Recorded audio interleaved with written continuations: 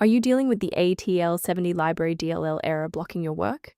I'm Sophie Chen, a Windows System Specialist, and I'm going to walk you through a safe, verified solution. As we prepare to fix atl70 Library manually, consider the professional maintenance path for a more stable workstation. This is the atl70 Library, the Active Template Library, ATL version 7.0. It provides optimized unmanaged C++ classes for creating high-performance COM objects. It was a core component of Visual Studio.NET 2002 and is mandatory for legacy applications to resolve COM class factory manifests. Now that we've covered what the file does, let's jump into our first fix. Reinstalling Active Template Library Visual C++ 2002 is usually the quickest solution. Go to Microsoft's site, grab the x86 and x64 Visual C++ Redistributable installers, and install them to replace the missing file. If a standard reinstallation doesn't restore the library, we need to verify if the system environment is properly recognizing the new components. A quick reboot can determine if the error is transient. While it won't fix a deleted file, it can re-establish the connection between your software and the atl70 library file if the path was temporarily busy.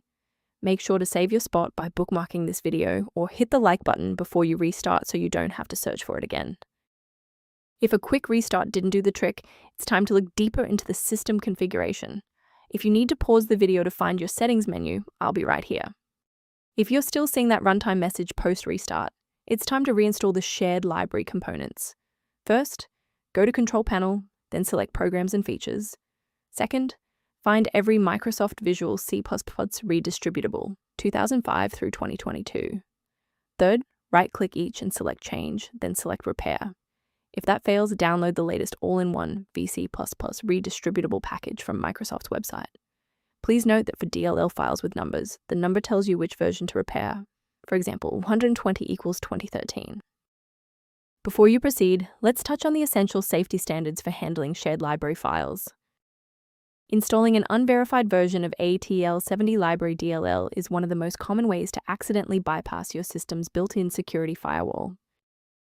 For those who prefer a structured maintenance plan, you can access an official diagnostic resource at the link below. For users who prefer structured maintenance, the link below references a tool related to managing atl70 library dependencies. Your feedback is valuable. If this fix got atl70 library working for you, please like the video and subscribe to stay informed on maintaining a secure environment.